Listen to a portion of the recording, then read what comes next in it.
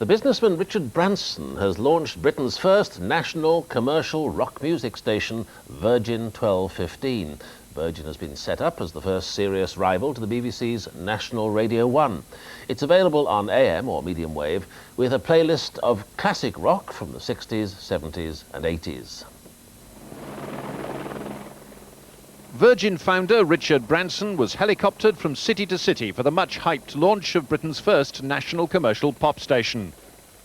I'm Richard Branson and this is the radio station I've always wanted to hear. I hope you'll find it the station you too have always wanted to hear. Virgin 1215 is now officially on the air! The programme started at 12:15, by which time the boss was in Manchester. Jonathan Coleman here on Virgin 1215, right around the United Kingdom. The Americans call this adult rock radio, aimed at affluent 30-something listeners with a taste for classic rock music. It's a much narrower range of music than on Virgin's main rival for listeners, Radio 1.